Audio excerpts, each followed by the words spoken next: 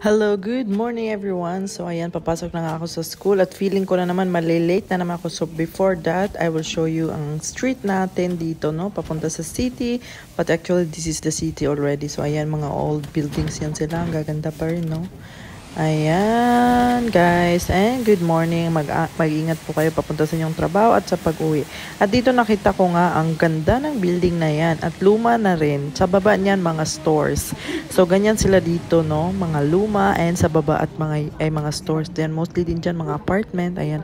So, ito naman ang favorite part ko, no? Kasi nakikita ko lagi si Mr. Sun. Mr. Sun. Ayan, good morning, good morning. Feel na feel mo ang araw, no? Ang sarap lagi pag may araw na dumadapo sa atin. So, ayan, ito naman is Little Paris naman ang sinasabi ko dito. Ayan, ang cute niya pag magkape ka dyan. Parang feeling mo nasa Paris ka na.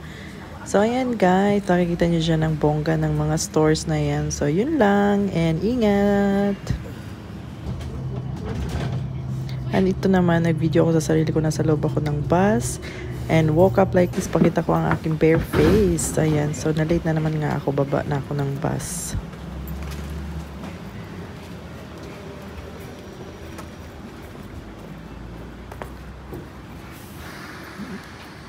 Ayan mga bangga. Late na naman ako. Kahit anong aga ko. Late.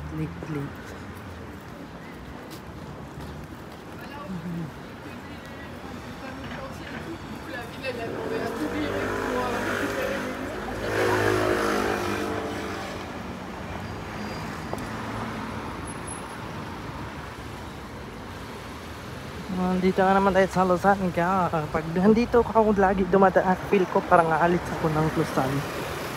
Parang ang sarap na naman mag-travel. Ayan. So dyan tayo sumasakay. Pagpunta kayo ng Luzon, dyan tayo sasakay papuntang ibang mga lugar. Mga karatig country natin.